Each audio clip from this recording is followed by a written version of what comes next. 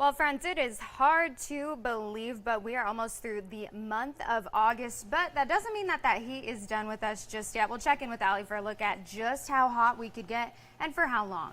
And although it feels like summer still, school is back in session. And today we're learning about a first in the state happening right here at the U of A and checking in on what in the world is happening with ASU football. And improving roads right here in Tucson, it's something a lot of us probably want to see, but will that become a reality? A look at the meeting that you can attend tonight and what they have planned. Happy Monday, friends. Thanks for joining us for this 13 Plus FastCast. I'm Anna Orsini. And I'm Carson Courier. We hope you had a great weekend and a happy Monday so far. We have First Alert forecaster Allie Potter here with us in bright yellow on this Monday morning. Now, Allie, the bad news is the hot temperatures. They're not going away anytime soon. Today I was like, okay, do I wear yellow for the sun or do I wear like red for like scorching? You know, the hot temperatures though. We are on tap to break a record or at least tie one today. Again. So, Love that. Do you remember when I said I wanted to break records like back in June? I know. I'm like, oh. I take it back. I cursed. It's my fault. I know. It's my fault. Be careful, Anna. You asked for. So we could just blame it on you, I guess.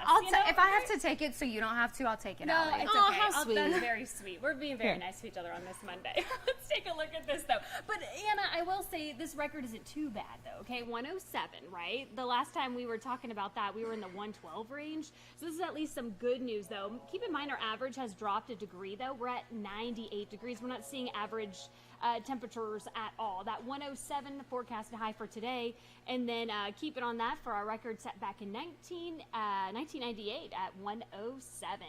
Temperature-wise, not too bad right now, but we do have this excessive heat warning still in effect until tomorrow at 9 o'clock. That's when it's going to expire tomorrow evening. This does include the Tucson metro area, parts of Green Valley, Nogales, all the way west to our friends in Ajo and Sal's, all the way north to our friends up in the Phoenix area.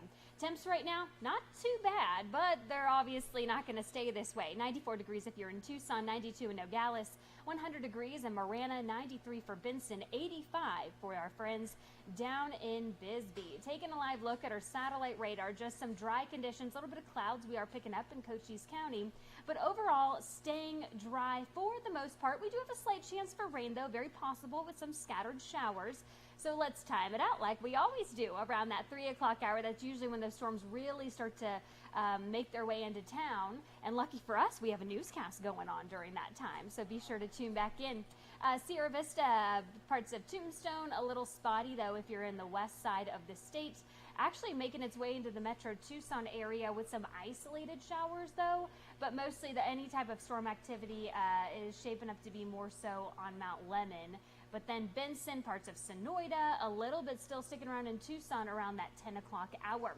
So go wash your car, because I will say on Saturday I washed mine and it just started pouring. So, you know, maybe there is a little bit of magic the trick, to right? the madness, right? And after that, a lot of people are like, I did too, you're welcome. And I'm like, I think it's just a teamwork effort. We just all need to go wash our cars. There you go. 107 for the high today in Tucson, 97 for Sierra Vista, 102 in Nogales, 101 for the Douglas area. Your best bet for rain will obviously be in Santa Cruz County for today.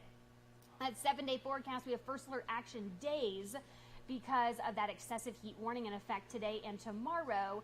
We're going to start to cool down starting on Wednesday. Those rain chances, though, ladies, looking pretty great.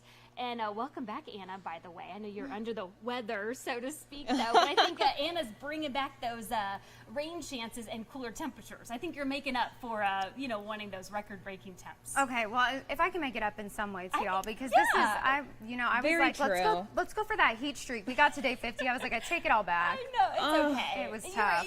You were new. Yeah, I wanted the heat. I haven't had that. Now that I've had it, I'm like, well, be careful what you ask for. I know. Well, if we can hope for anything, fingers crossed, it doesn't rain during U of A's home opener on Saturday. Game kickoff is at 7 p.m. I know a lot of us very excited for that. So I'll see what I can do. Yeah, okay, cool. Thank you, Allie. It's a long ways away. Don't wash your car that day then.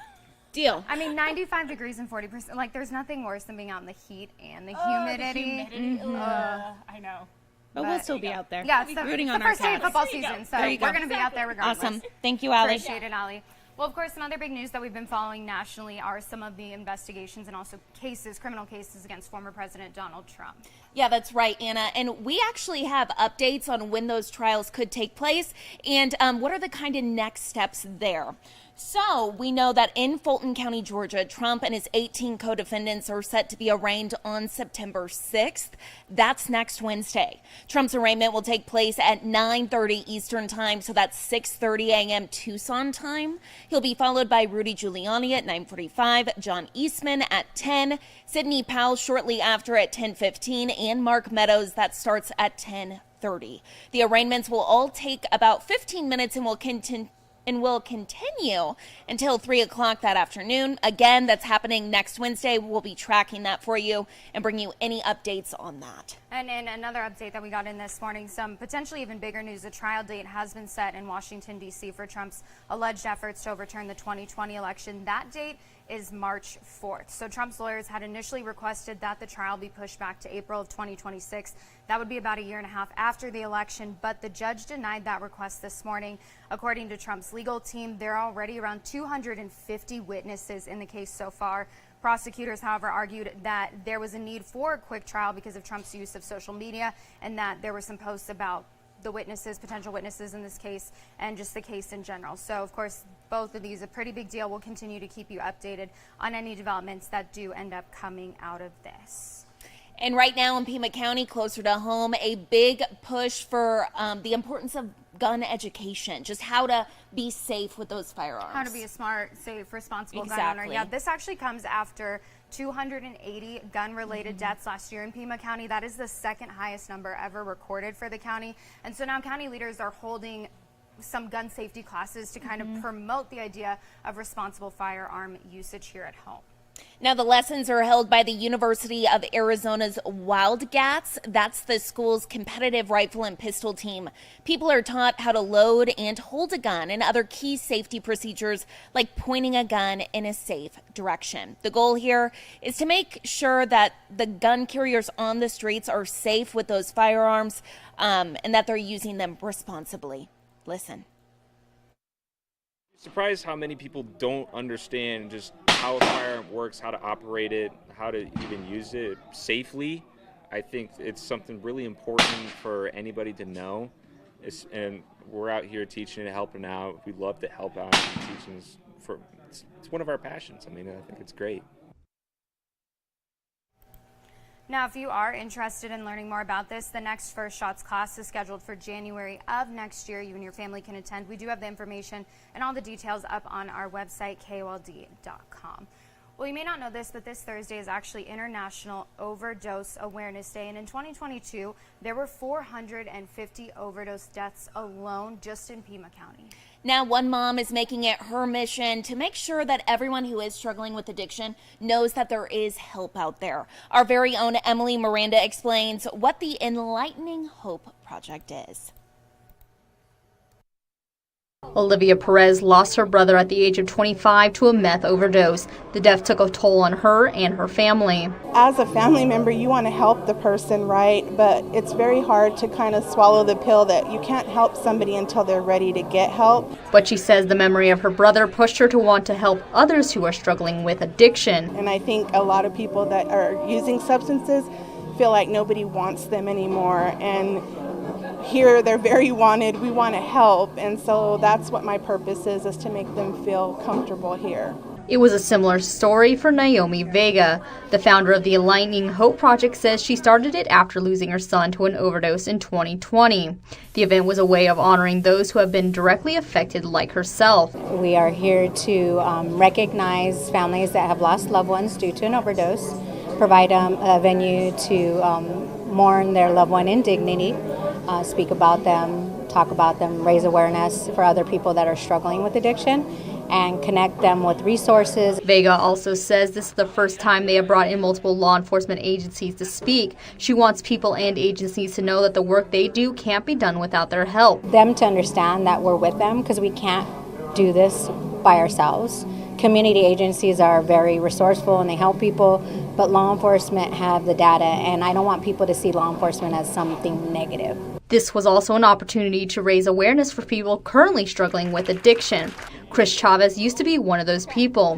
While he is 8 years clean, he still knows people who are struggling. I want to get that message that they don't have to overdose, that recovery is possible, and there are services and things available to them. Many hope events like this will change the stigma associated with addiction and overdose in the future. Stigma is one of the things that keeps people from seeking treatment, from admitting they need help, from really putting themselves out there and being vulnerable.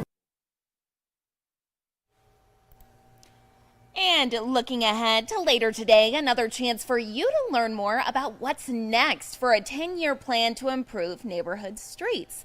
The city is holding a meeting on Proposition 411 tonight. As we've reported, this is a voter-approved plan, and it extends the city's temporary half-cent sales tax, and the money will go towards projects like bicycle and pedestrian safety improvements, traffic signal technology, and much more.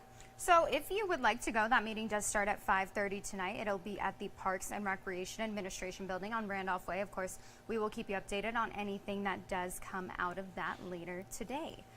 And a first in the state for the University of Arizona, the university's first standalone iSchool is now up and running. That's right. Our very own Jack Cooper has all the information you need to know about what this is, what makes it different from anything else on campus, and how this really will make a difference for the School of Information.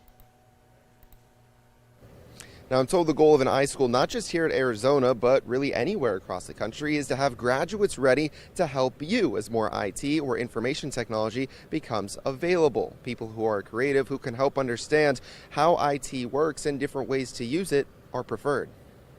The interim dean tells me students try and answer a question of the day. It can range from AI to problems in retail and anything in between. Leaders say as it continues to advance, there's going to be a need for more people to understand how to apply what they know about solving technology and data problems. So the focus is really on that computing and technology as it intersects with users, people, societies, and the human condition. That's what makes an iSchool distinct from some of the other disciplines that are often represented in an iSchool. Now, since the school is still so young and continues to grow, they don't have like an actual building that houses all of their classes and all the stuff they need to be successful. This is the Harville building behind me, and that's where most of their classes are held, but there's still classes that are all throughout campus. So leaders tell me hopefully in the next couple of years, they can actually get their own building to have all their own classes and have everything that they really need to be successful. Reporting at the University of Arizona, Jack Cooper. Back to you. Well, speaking of that other Arizona school right on up the road in Tempe, some pretty bad news for ASU football over the weekend. Yeah, ASU Athletics has announced that they will not be participating in any postseason games, any bowl games, regardless of how good they do this season. That's just tough, I know. Honestly. Well, ASU's self-imposed ban stems from alleged violations committed under former Sun Devil head football coach Herm Edwards. The players were told during a team meeting before practice. Right now, ASU is under investigation by the NCAA for alleged recruitment violations. Now, under Edwards, the program allegedly hosted recruits during an extended dead period because of the COVID-19 pandemic. During that period, we're told at least 30 players visited ASU's campus during the dead period. Now, some ASU fans are saying that this self-imposed suspension is unfair to the players, especially because there's a new coach there. It's pretty much essentially a new team, and so they're being punished for something that they really had no control over. Other fans also kind of worry that this will take away from the competitive edge of the team this year, since they won't necessarily be playing for bowl eligibility. And I know that your husband played at the U of A, and so that's something, even at the end of a season, that's something you can kind of look forward to. I know they have fun at bowl games. Oh, for sure. Yeah. Especially just getting a chance to go to the bowl game, getting that bowl ring, being able to kind of have that experience is a once-in-a-lifetime thing. So very unfortunate for those seniors, for those freshmen, but something that they have to do right now. Yeah, very unfortunate. I'm glad I don't play college sports, so that's not really a problem I have to worry about. But if you are an ASU fan, maybe the story is for you after that news. Maybe you want to pour a drink up today. Good news for you. Today is National Red Wine Day. Woohoo! So August 28th marks the time that grapes are ripening for some of the world's favorite varieties, just to name a few. That includes Merlot, Pinot Noir, Cab Sauv, all the good stuff. So if you are celebrating today, you can use the hashtag National Red Wine Day to share your celebrations on social media. This observance started back in 2014. I'm sure people have been celebrating a lot longer than that.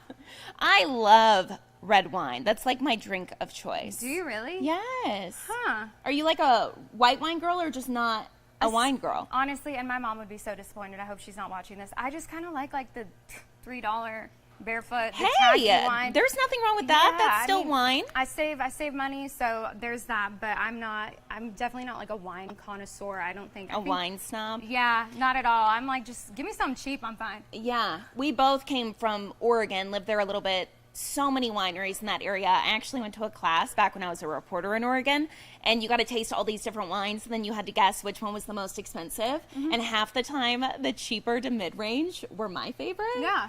You know, so to each their own. I don't feel guilty when I have a $5 bottle of wine. Absolutely I'm saving not. money, and then you can, drink more if that's what you want to do. Well, speaking of drinking, beautiful skies out there today. If you want to maybe go out on the patio, probably do it earlier in the day because we are going to warm right back up. Oh yeah, lunch out on the patio sounds like a great way to start off your week. Taking a look out to the Arizona mountains, we will leave you with this shot. Thank you so much for watching this 13 Plus FastCast. Have a great start to your week.